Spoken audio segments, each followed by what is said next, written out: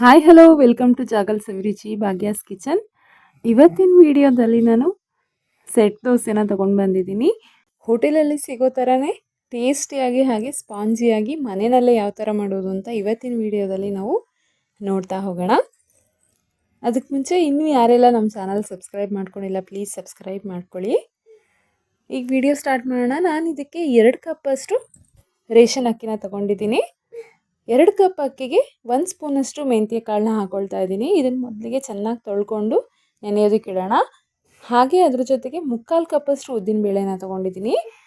4ರಿಂದ 5 ಗಂಟೆಗಳ ಕಾಲ ನೆಂದರೆ ಸಾಕಾಗುತ್ತೆ. ನಾನು ರುಬ್ಕೊಳ್ಳೋದಕ್ಕೆ ಒಂದು 1/4 ಗಂಟೆಗೆ ಮುಂಚೆ ಒಂದು ಅರ್ಧ ಕಪ್ಪಷ್ಟು ಕಟ್ಟಿ ಅವಲಕ್ಕಿ ಹಾಗೆ ಒಂದು ಅರ್ಧ ಕಪ್ಪಷ್ಟು ಮಂಡಕ್ಕಿ ಪುರಿನ ತೊಗೊಂಡಿದ್ದೀನಿ. ಇದನ್ನು ಕೂಡ ಒಂದು 10 ನಿಮಿಷ ನೆನೆಸ್ಕೊಳ್ತಾ ಇದ್ದೀನಿ. ಹೇಳಿರೋ ಕರೆಕ್ಟ್ ಮೆಷರ್ಮೆಂಟಲ್ಲೇ ಅಕ್ಕಿ ಬೇಳೆ ಪುರಿನೆಲ್ಲ ಹಾಕ್ಕೊಳ್ಳಿ.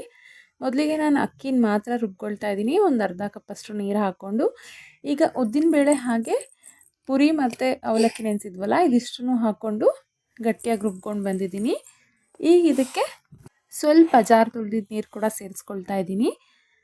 ಚಳಿಗಾಲ ಆಗಿರೋದ್ರಿಂದ ಬೇಗನೆ ಹುದುಗ್ ಬರಲ್ಲ, ಹಾಗಾಗಿ ಉಪ್ಪನ್ನ ಈಗಲೇ ಸೇರಿಸ್ಕೊಳ್ತಾ ಇದ್ದೀನಿ. 1 ಸ್ಪೂನಷ್ಟು ಉಪ್ಪು ಹಾಕ್ಕೊಂಡು ನೀಟಾಗಿ ಒಂದು ಸತಿ ಕೈಯಲ್ಲೇ ಕಲಸೋಣ. ಕೈಯಲ್ಲೇ ಕಲಸೋದ್ರಿಂದ ಬೇಗನೆ ಹುದುಗ್ ಬರುತ್ತೆ. ಈಗ ಇದೊಂದು ಸತಿ ನೀಟಾಗಿ ಕಲಸಿದ್ದಾದ್ಮೇಲೆ ಇದನ್ನು ಮುಚ್ಚಿಡ್ತಾ ಇದ್ದೀನಿ. ಬೆಳಗ್ಗೆ ತನಕ ಇದು ಚೆನ್ನಾಗಿ ನೆನೀಲಿ.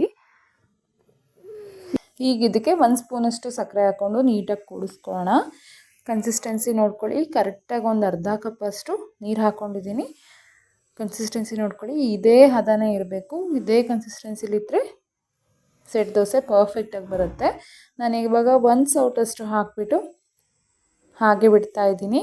ಹಾಗೆ ಇದ್ರ ಜೊತೆಗೆ ಒಂದು ಸ್ವಲ್ಪ ಕ್ಯಾರೆಟ್ ತುರಿ ಹಾಗೆ ಕೊತ್ತಂಬರಿ ಸೊಪ್ಪನ್ನ ಸೇರಿಸ್ಕೊಳ್ತಾ ಇದ್ದೀನಿ. ಈಗ 1 ಸ್ಪೂನಷ್ಟು ತುಪ್ಪ ಹಾಕಿಬಿಟ್ಟು ಒಂದು 2 ನಿಮಿಷ ಇದನ್ನು ಚೆನ್ನಾಗಿ ಬೇಯಿಸ್ಕೊಳ್ಳೋಣ. ಇದು ಒಂದು ಸೈಡ್ ಕಂಪ್ಲೀಟಾಗಿ ಬೆಂದಿದ್ದಾದಮೇಲೆ ನೋಡಿ ಎಷ್ಟು ಚೆನ್ನಾಗಿ ಹೋಲ್ಸ್ ಬಂದಿದೆ.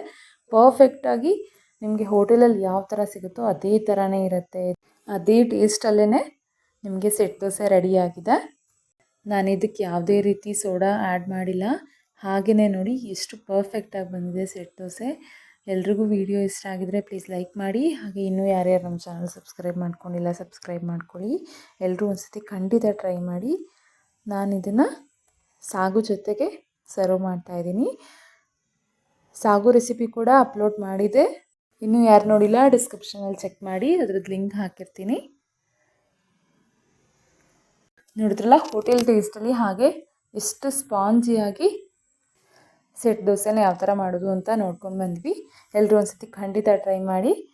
ವಿಡಿಯೋ ಇಷ್ಟ ಆದರೆ ಲೈಕ್ ಮಾಡಿ. Thank you.